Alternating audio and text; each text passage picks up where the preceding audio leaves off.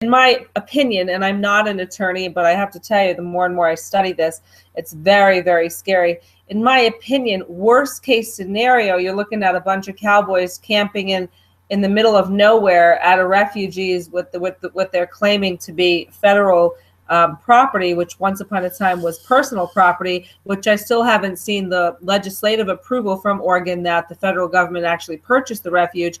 But on top of all of that, even let's say they did something wrong, you're looking at our folks are basically prisoners for their political free speech, and worst case scenario, civil disobedience, which is maybe a misdemeanor, which would be out on bail. I mean, you're talking, they have these men who are heads of their households, who bring in the income, who do all the chores, and now all of a sudden you have the people at home with no father, no helper. I mean, the ripple effect of what the justice or injustice is just heart-wrenching.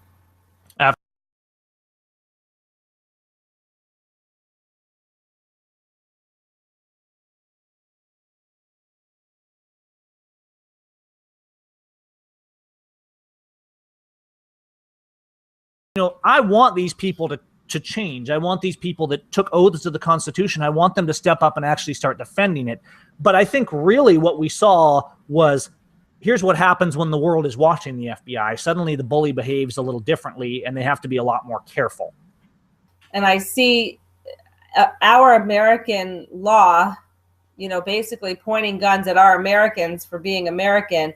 It's really heartbreaking. They're locked in a cell. They're locked in these courts where the judges and the prosecutors and everything are all on the same side. And and I'm looking around the courtroom for cameras, so this way we can order, you know, like the transcript and the video of what's happened. There's no cameras in the courtroom. Like there's no way of knowing what happened in that courtroom unless you were in the courtroom and you have a photographic memory to rewrite everything. 25-year-old, and his name was Jeff Stanek, and he served in the Army for 3 years, honorably discharged, just a cool, clean-cut kid, had an armed security job. He was supposed to be starting Wednesday.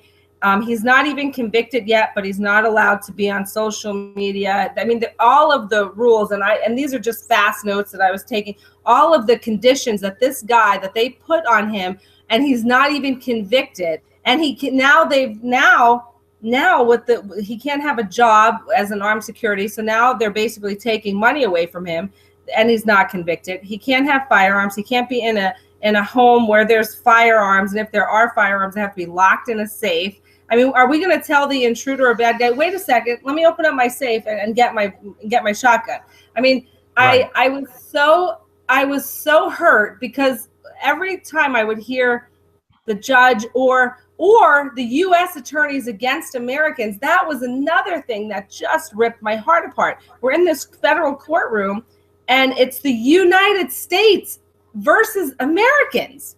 And so the message here is very clear. These are not constitutional courts in any fashion. And we don't even have to get into all the conspiracies about constitutional stuff and this and that. I mean, on the surface level, these are secret courts, guys. These are secret courts. They're intentionally scuffling people away where the populace cannot watch. They're preventing cameras from being in the courtroom, and we've got to do something about this. I don't expect much justice from these courts anyways, but every single one of these trials will be a kangaroo trial. Even if we do get cameras, we are going to see lawless rulings and lawless behavior from this bench. But the light of day on this would make a lot of difference. We have to start demanding that these courtrooms be opened up and that all this be put out there. These are secret courts. The court is a quintessential public forum, and for them to be preventing all of this stuff, and they're doing it in the name of false security. No problem taking the Patriots' faces, sending them out to the news media and saying, hey, write an article about how these guys are terrorists, even though they've been convicted of nothing, and we're going to lock them in a cell for the next few months and see what happens, and we're going to control this message the whole way.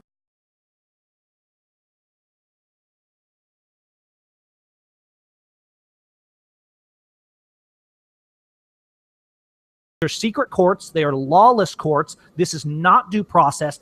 Ladies and gentlemen, this is a kangaroo court that you're seeing right now, and you need to understand the gravity of the situation. The courts are not operating under the rule of law. Well, just talking about a Glock, let's say 17 or whatever the Glock was, as serious weaponry. You know, I'm thinking like an armored vehicle with an M50 is serious weaponry. A hammer that a bad guy on crack takes to someone's skull is serious weaponry. So when you're listening to as a pro Second Amendment individual, you definitely understand verbiage that is anti Second Amendment. Right. And then I'm sitting here thinking to myself, oh my God, they're setting these trials for April. The prosecutor is going to get everyone on that juror that is anti Second Amendment. Like I'm petrified. I am so scared of the courts being unjust, and they are not going to get due process. They're already not getting due process. And this goes back to Michelle's comments earlier. They're sending people out of these courtrooms and releasing them on bail and demanding that they don't even communicate with the public. The only criminals here is the government and the courts, guys, right up to these federal judges. And I don't know the federal judge's name offhand, but we need to start getting that out there. People need to know these people that are abusing the law. This is not a court of law we're dealing with. This is a court who is in every sense breaking the law. And make no mistake, I mean, when a judge says, oh, I'm going to release you, but you can't you can't put anything on Facebook and you can't talk to people and you can't tell your story.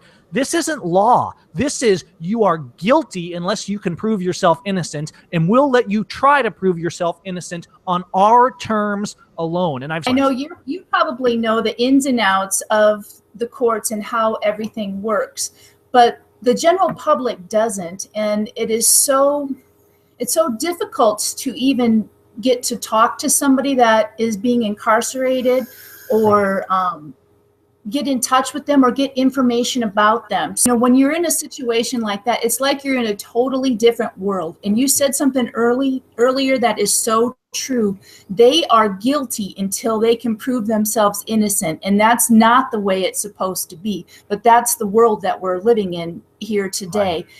And many people are being treated like that. So the Article 3 court and Article 4 court, and they're supposed to be this federal judge, and this federal court is supposed to be Article 3, but it's not, because under the Article 3 court system, it's supposed to follow the Constitution to where the citizens have rights. Right. Under the Article 4 court, what they say, and when you read all of the verbiage from the courts, it basically says that they are plenary and without limitation. Well, what does that mean? Plenary and without limitation. That basically means with they have no limitations. They do not have to go to the U.S. Constitution to protect its citizens in an Article 4 court. So what that really truly means is if they're in an Article 4 court, it's a violation of their civil rights. People have to look this up. Plenary, plenary, and without limitation. That's what they're writing on all of that. That's typically an Article 4 court, according to Cliff Gardner. So if they were truly in an Article 3 court, because this is a federal case, they would have to be under the U.S. Constitution, which protects its citizens. If it's not, and understand, just as I'm learning this, I mean, there's so much to learn, and I did not study federal law, but as I'm learning this, so are the attorneys and so are the judges. Everyone doesn't have the answers. I mean, they take their bar and then it's all, hands-on experience. We're going to go through this. We're going to go through that. This one, right. And so they're supposed to follow written law, and they're supposed to follow, the CFR, which is the Code of Federal Regulations. And the Code of Federal Regulations is different per court, and everything is different. So it's convoluted. So what I'm saying to you is the federal laws are convoluted, and then the judges are deciding these men's fate by convoluted written federal law. I mean, that's the law, and I'm the lawyer. And what I've realized is we've come to see lawyers as people who have a bar exam, who have a bar license. And even my lawyer argued against this in my case because Stephen Pidgeon even recognized that this is a farce. There was no bar in 1775. A lawyer is someone who understands the law. So we have an immense number of the civilianry that are far more lawyers than most of the people calling themselves lawyers that are running these courtrooms and that are prosecuting. But of course, if you show up to represent, you'll end up with a gun in your head and be locked in a cell too, even though it's completely contrary to the Second Amendment. So, but to your larger, I mean, not the Second Amendment, the Sixth Amendment.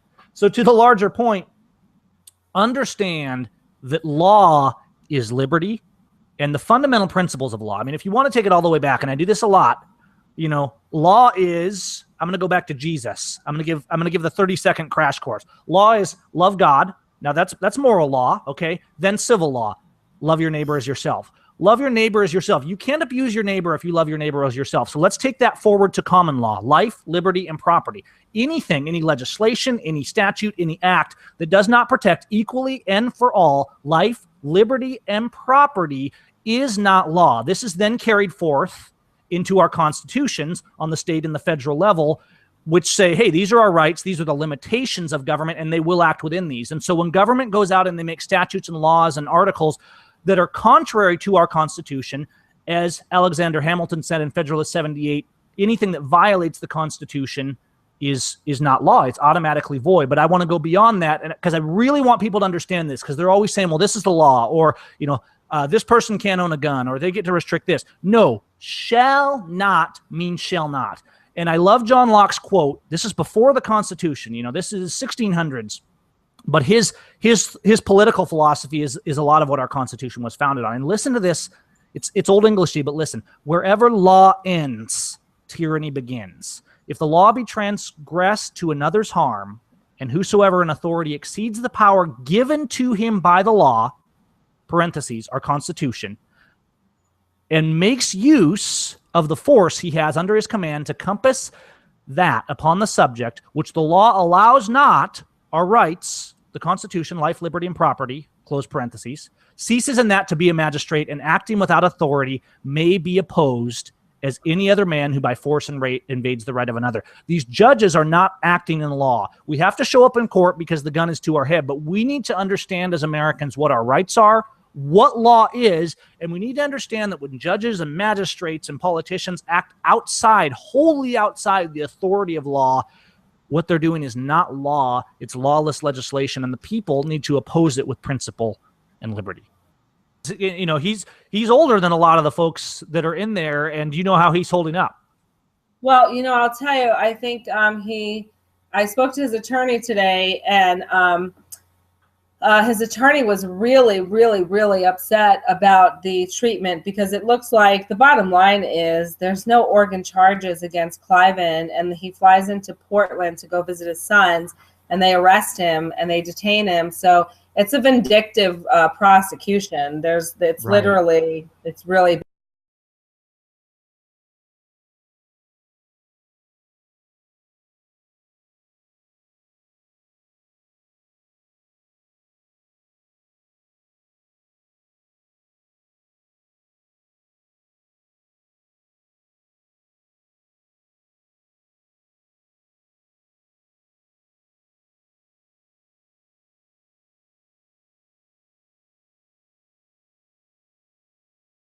bad. And then today they were going to, his attorney was asking for a release, but the pretrial folks, you know, did not recommend it, and the judge wouldn't hear of it. And I don't know who the judge was today, because his attorney was trying to get me on the phone, and the prosecutor had agreed, according to the attorney, for me to be on the phone as a witness.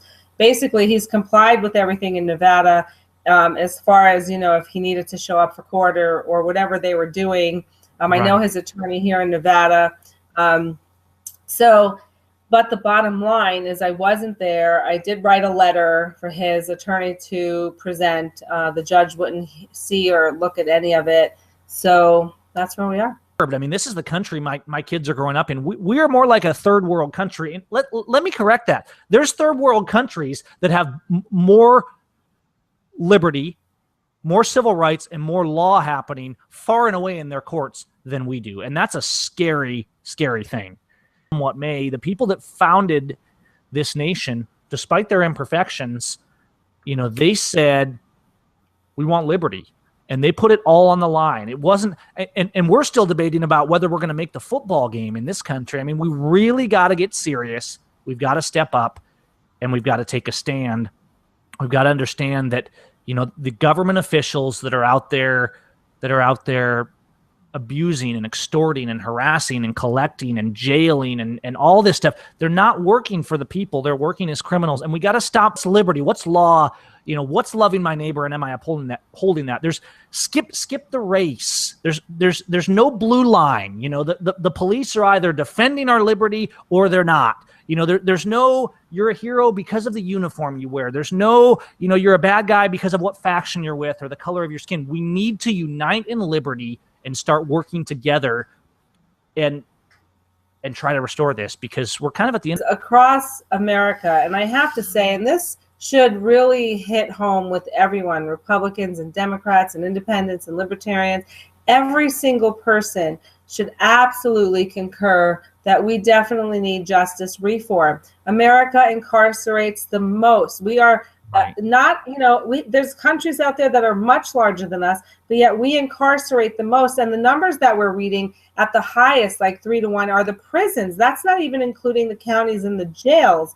So I just have to say that we definitely have to take a look now in these courts. And we're seeing this more and more as it comes out that guys that were put away for murder 20 years ago were actually just framed by the prosecutor because he wanted the conviction. And so we need to be careful with that too, because we're seeing this like in Okanagan County with James Fair, them trying to frame him. We see guys like Schaefer Cox put away, Jeff Winehouse. And so I think until we fix the courts, but look, first of all, we got to stop the victimless convictions, but really we can't have liberty and law in this country when we have criminals sitting on the bench. Well, Gavin, there's one more thing that we need to consider here also. This is Tony Shelton. Tony. One more thing to consider also is this travesty that's happened, the skirting of the Constitution with all of this charge stacking and plea bargaining.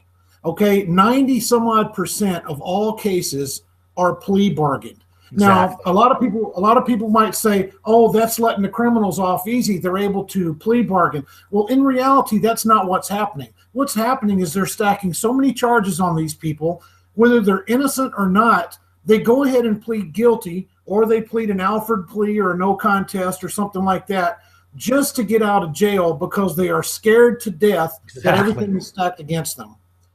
And then the final leg in that court system, and really I think, short of divine intervention, I think the only way that they're going to get justice in these courts is the one thing that still remains, and one of the things we fought the American Revolution for, and that's jury nullification. But the thing is, they won't even let the lawyers talk about this. And so we could start some campaigns down in Oregon to try and educate people on jury nullifications. I've put out some videos on it. You have, is it the National Liberty Alliance that does... Fully Informed Jury Association does a lot of stuff on that. But every sense, the criminals are the ones pointing the finger and locking the jail cell. I mean, we got everything backwards and turned upside down. The problem is that even if we educate the jurors, and this is what a lot of people don't realize, they say, well, I'd rather be tried by 12 than carried by 6. Well, guess what? They're going to allow the jury they want in that room. They're going to allow the audience they want. They're already operating secret courts with no cameras, and people can't get in there to see what's going on. The FBI and the government officials were disobeying the law not only under moral law, but under this Constitution right here and the law of our land. So really urge everyone to get involved with their elected officials. If you don't know who they are, find out. If you're not registered to vote, vote. Because if you don't vote, you are voting anyway, because your lack of vote will put that person in that position. Sometimes it's 2 to 9 votes short of getting, one or the other elected. You just really have to get to know your representatives and call them out. Call your representatives out publicly.